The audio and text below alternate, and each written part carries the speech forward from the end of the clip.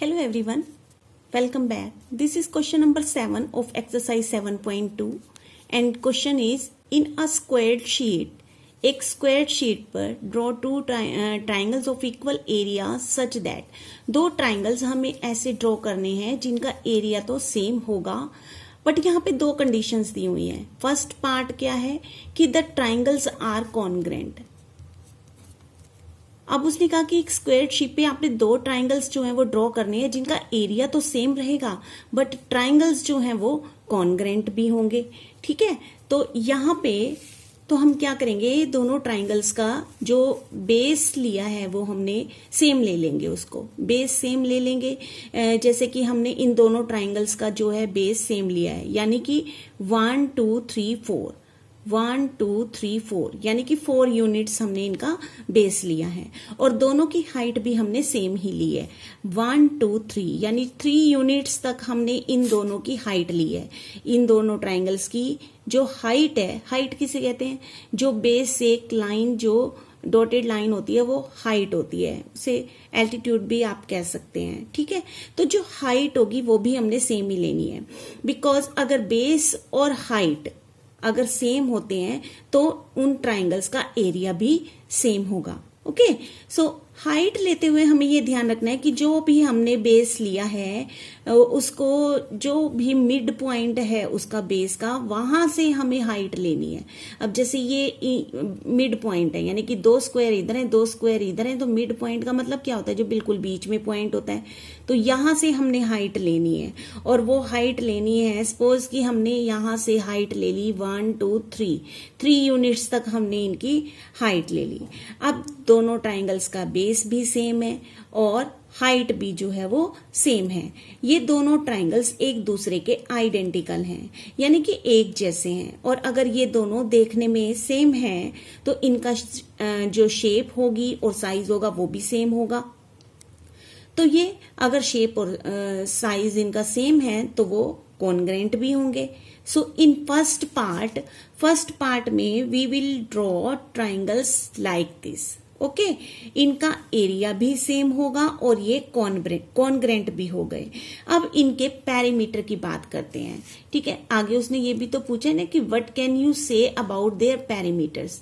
तो अब इसके पेरीमीटर की बात करते हैं कि अगर दोनों ट्राइंगल्स कॉन्ग्रेंट हैं तो अब उसने इनके पेरीमीटर के बारे में पूछा है कि आप इनके पेरीमीटर के बारे में क्या कहेंगे कि जो ट्राइंगल्स कॉन्ग्रेंट होते हैं उनका पेरीमीटर भी जो है वो सेम होगा. और ये तो हम इस फिगर्स में भी जो है वो हम चेक कर सकते हैं.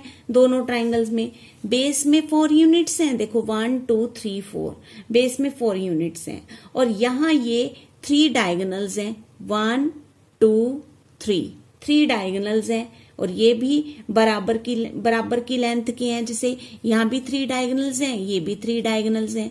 बेस में 4 यूनिट्स हैं, यहाँ पर भी 4 यूनिट्स हैं और यहाँ पे भी 3 डायगोनल्स हैं और यहाँ पे भी 3 डायगोनल्स हैं. तो फर्स्ट पार्ट में अगर ट्राइंगल्स कॉन्ग्रेंट हैं तो पेरीमीटर विल बी सेम. इसका आंसर हो जाएगा अगर दोनों ट्राइंगल्स जो हैं वो कॉन्ग्रेंट हैं तो उनका जो पेरीमीटर होगा वो भी सेम होगा. Perimeter will be same. Okay, तो ये था हमारा फर्स्ट पार्ट. अब इसके सेकंड पार्ट पे देखते हैं कि सेकंड पार्ट में क्या कहा है हमें. The triangles are not congruent, कि अब दो ट्राइंगल्स जो हमें ड्रॉ करने हैं उसने कहा कि वो उनका एरिया तो सेम होगा लेकिन वो कॉन्ग्रेंट ना हो. ओके, सो बी पार्ट में हमने ऐसे दो ट्राइंगल्स बनाने हैं जिनका एरिया तो सेम होगा और वो दोनों कॉन्ग्रेंट नहीं होंगे. तो फर्स्ट कंडीशन में एरिया बराबर होना चाहिए. ओके, और उसके लिए दोनों ट्राइंगल्स की जो हाइट है और वो हाइट और बेस सेम होना चाहिए. और सेकंड कंडीशन में कॉन्ग्रेंट ना हो यानी कि उनकी शेप और साइज जो है वो एक जैसे ना हो. इस तरह से आपको ट्राइंगल्स बनाने हैं. तो हमने इसमें बेस जो लिया है, इस फर्स्ट ट्राइंगल में हमने बेस लिया है 1 2 3 4 यूनिट्स का हमने बेस लिया है और इसका भी बेस 4 यूनिट्स है और इस वाले ट्राइंगल का भी 4 यूनिट्स है. ओके, और एक जो ट्राइंगल की हाइट लेनी है। अब ये जो मैंने ये वाला ट्राइंगल बनाया है, इसकी जो मैंने हाइट ली है ना, वो इसकी साइड वाली साइड जो है उसी को मैंने हाइट मान लिया, यानी कि इस चीज को मैंने हाइट मान लिया इसकी, ठीक है। और इसके जो यहाँ पे 90 डिग्री का एंगल बन गया। लेकिन दूसरे ट्राइंगल की जो हाइट बनाने के लिए हमने क्या किया, इनके जो बेस है उसका मिड पॉइंट लिया और मिड पॉइंट पे से मैंने एक हाइट जो है वो ड्रॉ कर दी। उसकी हाइट लेना यानी यहाँ पे तो 90 डिग्री का और एक 90 डिग्री का एंगल बना दिया। यहाँ पे मैंने क्या किया, इस वाले ट्राइंगल में मिड पॉइंट लिया और फिर मैंने एक हाइट को ड्रॉ किया 1 2 3 यूनिट्स तक। और लेकिन इसमें मैंने जो साइड थी ना, इसी को हाइट मान लिया, ये मैंने हाइट ये वाली मान लिया, तो यहाँ पे भी 90 डिग्री का एंगल बन गया। ओके, अब यहाँ पे दोनों कंडीशंस हमारी पूरी हो गई। कैसे? फर्स्ट इज दोनों ट्राइंगल्स का एरिया जो है वो सेम होगा, क्योंकि बेस और हाइट जो है वो सेम है दोनों की। देखो बेस में 1 2 3 4 यूनिट्स हैं, यहाँ पे भी 1 2 3 4 यूनिट्स हैं। ओके, और हाइट में 1 2 3 यूनिट्स हैं और यहाँ पे भी 1 2 3 जो है वो यूनिट्स हैं।